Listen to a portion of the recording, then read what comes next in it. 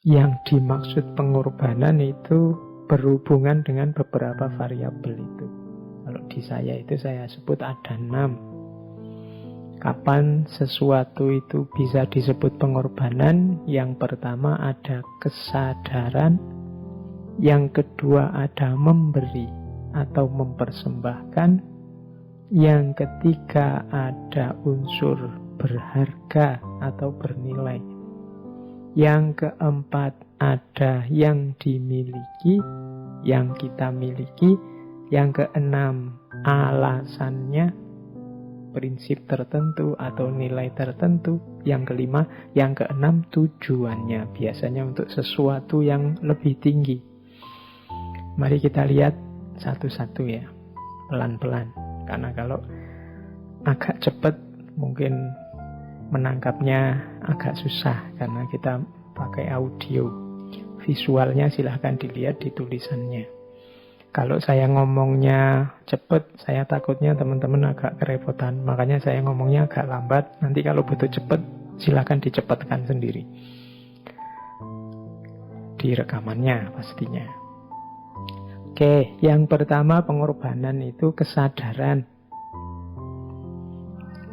Jadi agar nilai pengorbanan itu memang bernilai pengorbanan, ya harus sadar bahwa kita sedang melakukan pengorbanan.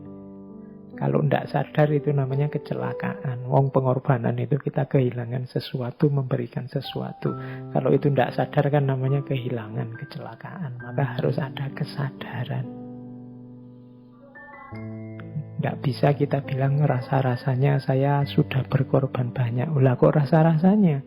Lah memang niatnya ingin mengorbankan apa tidak? Kalau kemarin memang tidak sadar tiba-tiba kehilangan atau tidak sadar tiba-tiba memberikan sesuatu, ya kamu sedang tidak berkorban. Tadi kamu mungkin tertipu atau kamu mungkin sedang kecelakaan karena kamu kehilangan sesuatu padahal ya tidak niat. Kesadaran itu kalau dalam agama kan nanti berarti ada niatnya memang dilakukan secara sengaja.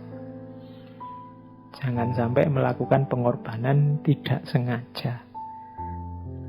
Oke, ya itu uraiannya panjang tapi teman-teman pasti ngerti ya kalau kesadaran. Yang kedua, setelah sadar, aspek kedua pemberian. Jadi kita memberi atau mempersembahkan kepada yang di luar diri kita. Jadi sadar untuk memberi atau mempersembahkan. Yang ketiga, yang berharga.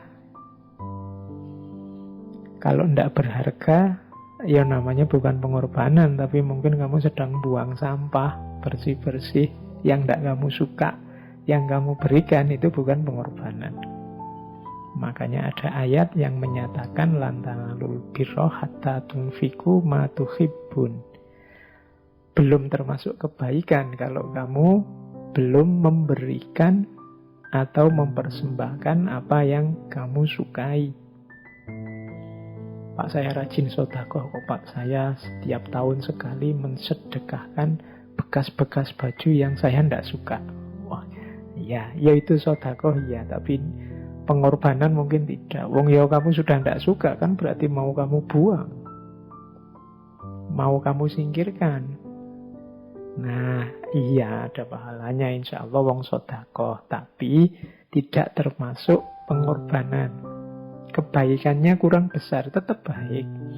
Tapi baik yang sejati, yang lan tanalul birra tadi, harus yang tunfiqu ma tuhibbun. Jadi engkau berikan yang engkau sayangi, engkau cintai. Barang ya maksudnya. Oke. Jadi sadar memberi yang berharga.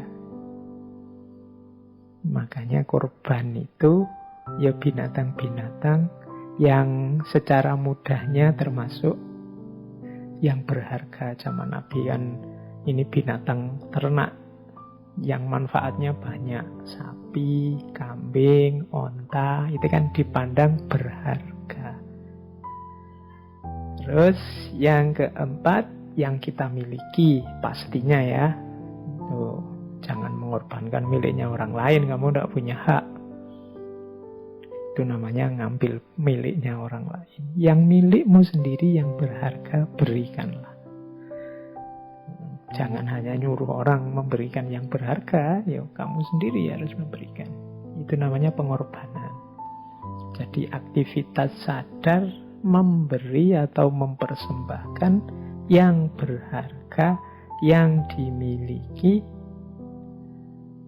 Terus biasanya karena prinsip atau nilai tertentu yang kita percayai kebenarannya.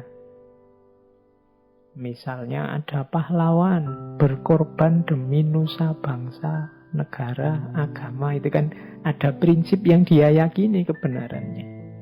Daripada orang Indonesia, saudara-saudaraku ini hidup terjajah, aku yang berjuang. Biarlah aku yang dipenjara, biarlah aku yang dipukuli, biarlah aku korbannya, tapi nantinya orang-orang akan bahagia. Ada prinsip yang diyakini. Atau prinsip perintah agama. Aku percaya bahwa Allah itu maha tahu tentang yang terbaik untukku dan Allah menyuruhku berkorban, maka aku berkorban. Nah, itu berarti ada prinsip di balik itu. Prinsip ini penting biar menguatkan kesadaran tadi. Biar kalau orang tanya, kenapa sih mas harus berkorban, kamu bisa jawab, kenapa, ada dasarnya. Mengapa sih kamu kok sampai segitunya berkorban untuk calon istrimu itu? Kan kamu kalau gini kan bisa jawab, kalau kamu ada prinsipnya. Ya karena saya cinta padanya, karena aku suka padanya, biar dia tetap dekat dengan aku dan seterusnya. Itu berarti ada prinsip atau nilai yang diperjuangkan. Selain prinsip atau dasar, ada juga biasanya tujuannya. Tujuan yang tentunya lebih tinggi dari yang dikorbankan tadi. Biasanya ada itunya. Meskipun tidak selalu sebenarnya. Tujuan itu gini, kalau kita ingin bakar sampah, saya dulu guru saya pakai ilustrasi begitu, kita kan butuh korek. Bakar itu kan butuh api, tapi kita harus punya modal. Kita mengorbankan api juga lewat korek api. Korek api ini sebenarnya sudah api, tapi kita korbankan untuk mencari api yang lebih besar, untuk tujuan yang lebih tinggi.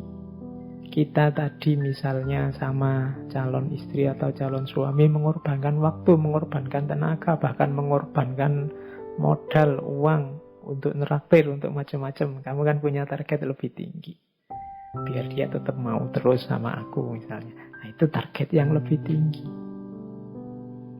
Jadi ya kalau agama mencari ridhonya Allah, mencari sayangnya Allah, mencari kedekatan dengan Allah, itu kan tujuan yang lebih tinggi. Apalah artinya seekor kambing, apalah artinya seekor sapi, demi yang maha segalanya. Itu berarti ada tujuan yang lebih tinggi.